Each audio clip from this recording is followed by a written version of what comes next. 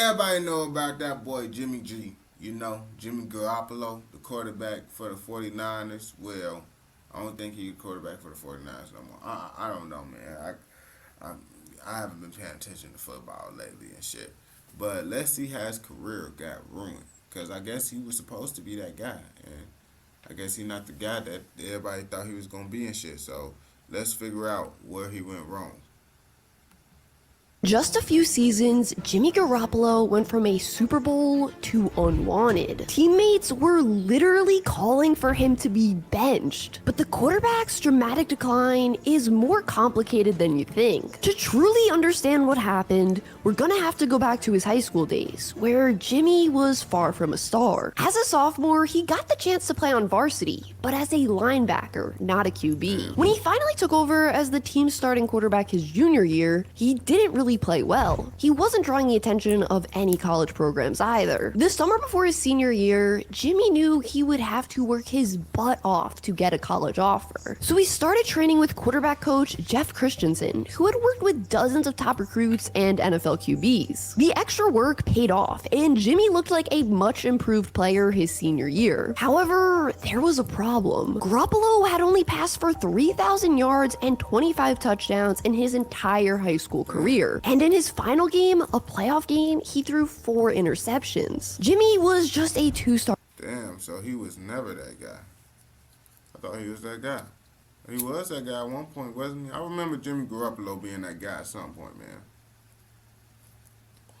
He got to be that guy at some point on game. Because he can't be trash his whole life. Recruit, and colleges still weren't interested in him. He didn't get a single offer from an FBS school, which is the highest level of NCAA football. After receiving just 3 offers from FCS schools, Garoppolo committed to Eastern Illinois. As a true freshman, Jimmy took over as the team's starting quarterback. But it was far from an easy transition. In each of his first 2 seasons there, the team went 2-9. But then, his junior year, things started to change. Jimmy was given more chances to throw the ball, and the team finished the season with an improved record of 7-5. Garoppolo's senior year is when he truly drew the attention of NFL scouts. The team went 12-2, while Jimmy completed 66% of his passes for 5,000 yards, 53 touchdowns, and just 9 interceptions. He took home the Walter Payton Award too, which is basically the Heisman Trophy for FCS teams, and he broke all the school's passing records that were previously held by Tony Romo. After that historic season, Garoppolo declared for the 2014 NFL Draft. During the pre-draft process, Jimmy was ranked as the 5th best quarterback in the class and was projected to be a 2nd or 3rd round pick. Once draft day arrived, the Patriots selected Garoppolo in the 2nd round with the 62nd overall pick. But this So folks literally was not really that good in high school. And then folks end up going crazy in college. I thought, man, you had to be raw as hell your whole life to really make it. But then again, it's Tom Brady. caused some controversy. You see, Tom Brady was upset that New England drafted a quarterback with such a high pick. It was clear Garoppolo was brought in to possibly be Brady's successor. But Tom found this disrespectful since he didn't feel like his career was anywhere near over. Behind the scenes, Jimmy says he and Brady developed a competitive but healthy relationship, one that pushed the two players to get better. His rookie season, Garoppolo saw some snaps in garbage time, but his most important moment that season didn't actually come in a game. That 2014 season, the Patriots made it to the Super Bowl and were set to go head-to-head with Russell Wilson and the Seattle Seahawks. So in the practices leading up to the big game, Jimmy played the role of Wilson, the very shifty and mobile quarterback. Luckily for Garoppolo, this wasn't hard for him because he was a pretty athletic player himself. I mean, people forget just how fast he was before his ACL tear, but we'll talk about just how much that impacted his career in a few minutes. Garoppolo gave the defense the closest thing to actual reps versus the QB they were about to face. Even though Jimmy didn't take a single snap in that Super Bowl, I ain't gonna cap to you. That's low key a good reason. I don't really. That's a good reason to have a backup, cause then your practice gonna be good as hell. You got a good backup. Now you got a better practice squad. So now your ass, could you feel me, or whatever. Well, different types of niggas and shit to move around, like.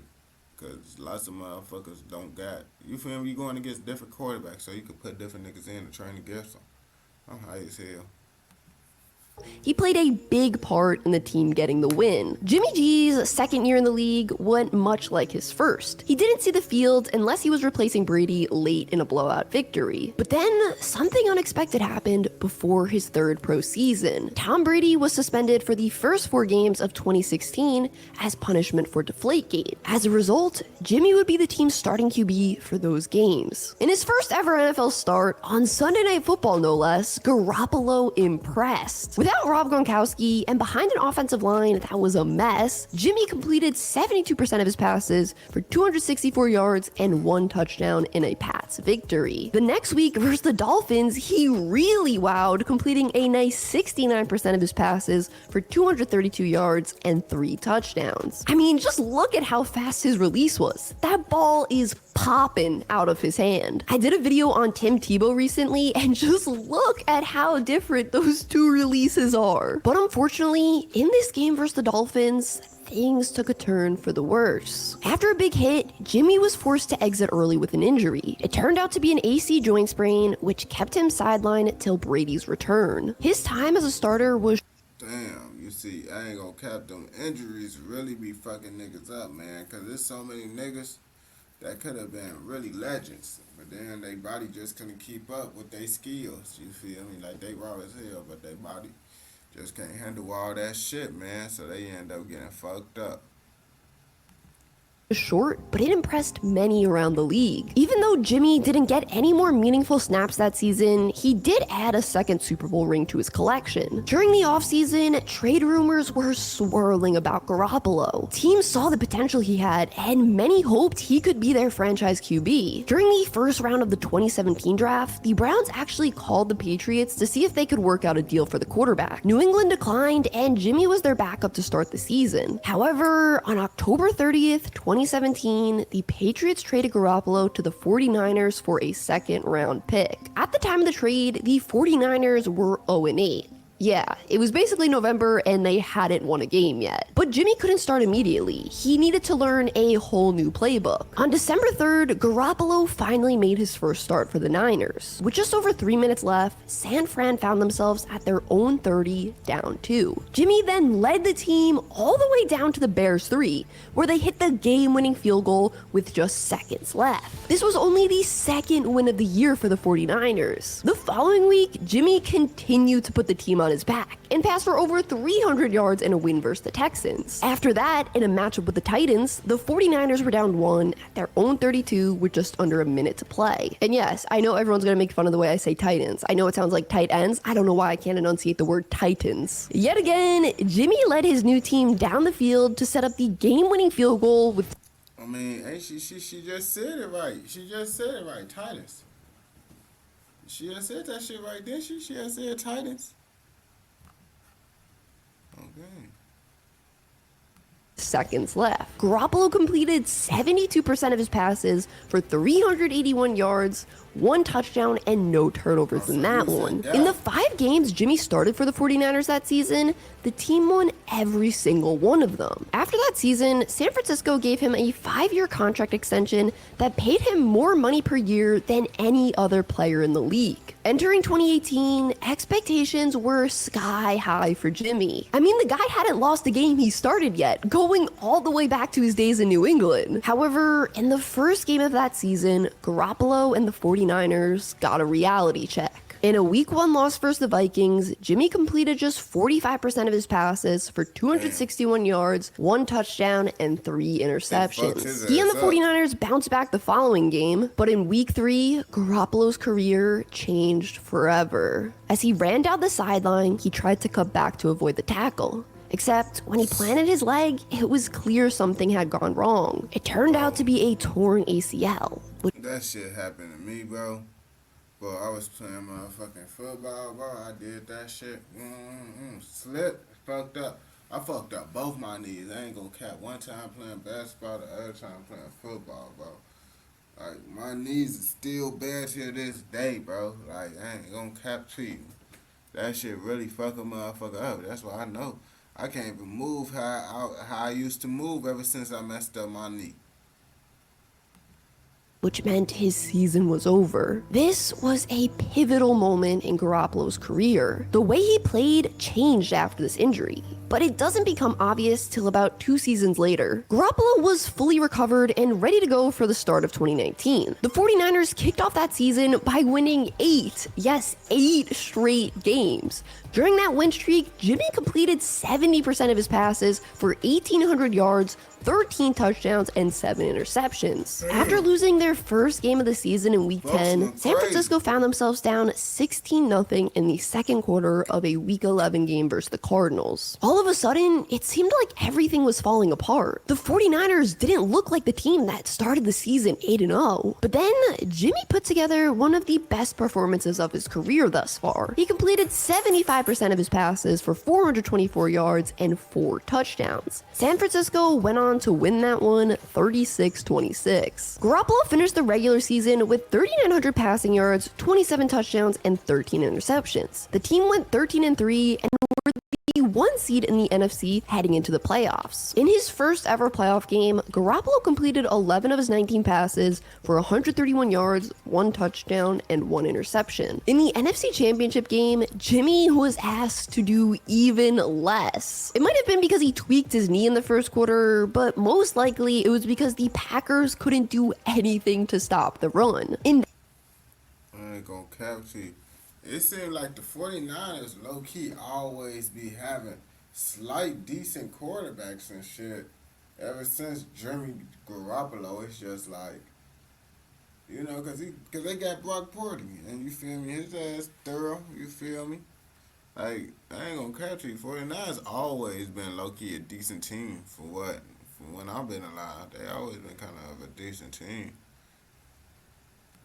That game, Jimmy completed just 6 of his 8 passes for 77 yards. Yeah, that's how much San Fran ran the ball. It worked though, as they won 37-20 and were heading to the Super Bowl. In the big game, the 49ers were set to go head-to-head with Patrick Mahomes and the Chiefs. With just over 6 minutes remaining in the game, the 49ers held a 10-point lead. The Chiefs then scored 2 unanswered touchdowns and led by 4 with just over 2 minutes to go. But then, with 1:34 left in the game, the defining play of Jimmy's career happened. Emmanuel Sanders had blown by 2 defenders and was open on a deep route. Garoppolo overthrew him, and a ball that could have been a touchdown pass landed incomplete. Listen, I know this isn't an easy pass, but in the big moments, the best quarterbacks make those throws. One play later, Jimmy got sacked on 4th down, and the victory was then sealed for the Chiefs. After this You see, man, this shit is crazy as hell.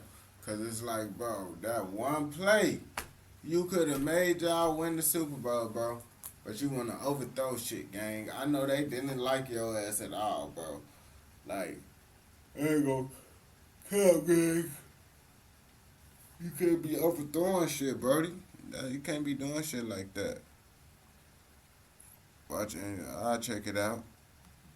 This game, the world started to realize maybe Jimmy G isn't that good. A lot of NFL fans viewed him as a game manager before this, but after the Super Bowl, a lot more criticism came his way. The next season, 2020, defenses figured out Garoppolo. They knew exactly what he wanted to do and how to stop it. Jimmy thrived throwing quick passes across the middle of the field. That was his strength. But he struggled mightily throwing outside the numbers. So what did defenses do? They dared him to throw outside. They clogged the middle of the field and forced him to make throws he had a low success rate with. During this season, we also saw Jimmy just look uncomfortable in the pocket. Back in New England and before the ACL tear, he was able to stand in there and take hits no problem. But I guess after the injury, he felt safer dancing around back there. In the second game of the 2020 season, Garoppolo sprained his ankle and was ruled out for the next.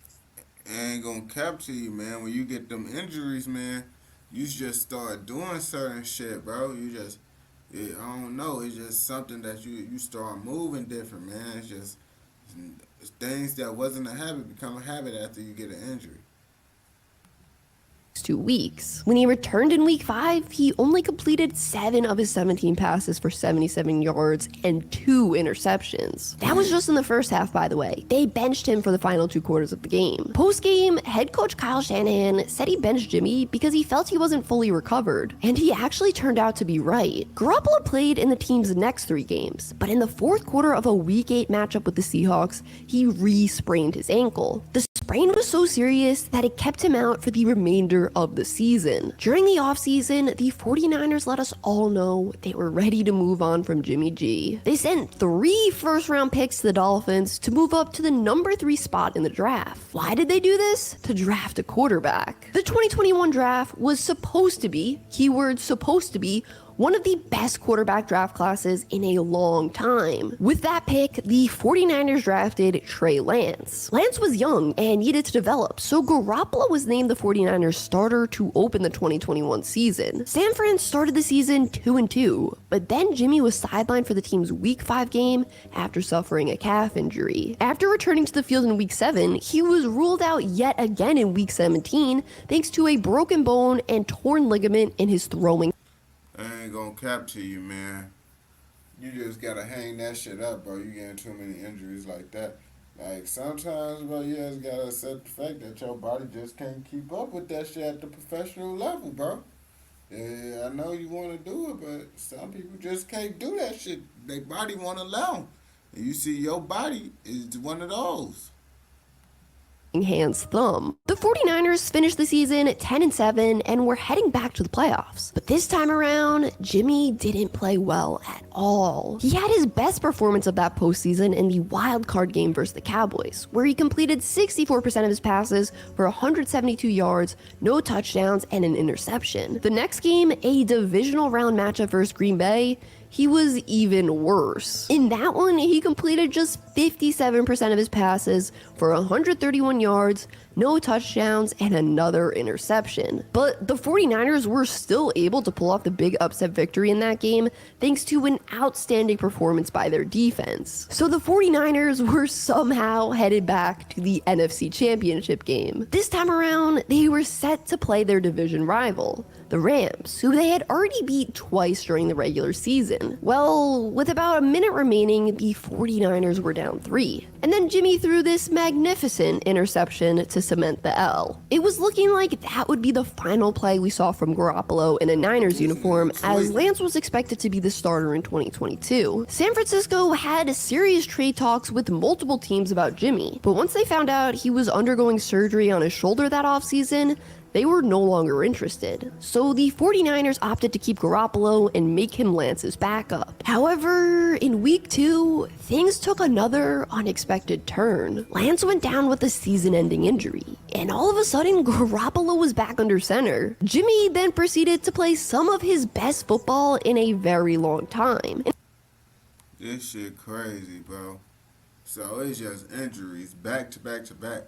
And then this nigga do good and shit when motherfucking he gotta come in for a nigga replacement. But his ass started doing bad when his ass the starter. Crazy.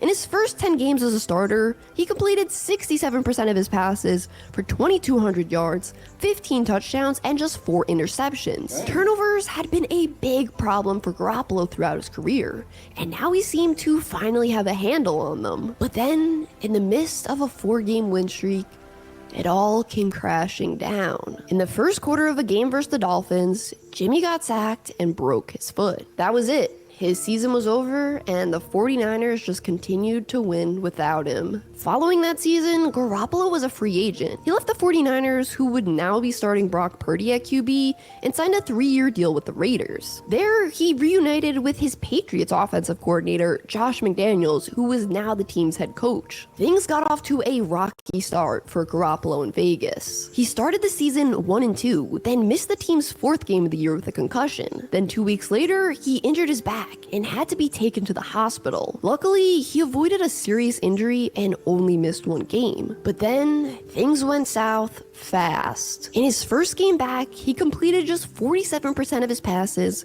for 126 yards, no touchdown, and 1 interception. It was during this game he overthrew a wide open Davante Adams, which resulted in the viral clip of the receiver on the sideline saying, "This is effing pathetic, bro. Just throw the effing ball, man.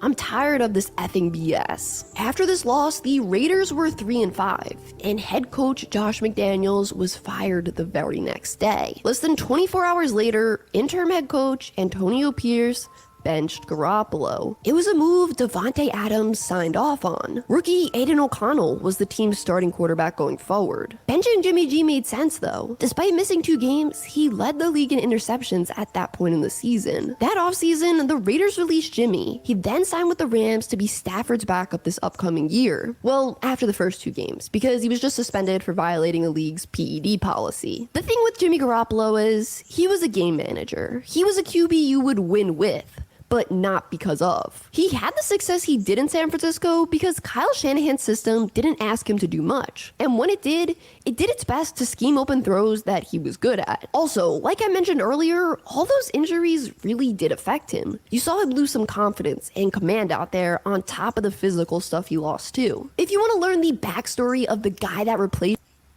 Yeah, nah, that shit is crazy. Those injuries really be. Yeah, you ain't gonna be the same after them injuries, man. That's why you just gotta enjoy your body while it's young and shit, man. So you don't deal with it, because when it do happen, bro, you already know, man. You already know. If you don't fuck with this video, well, I know you fuck with this video, so I know your ass gonna fuck with another motherfucking video, man.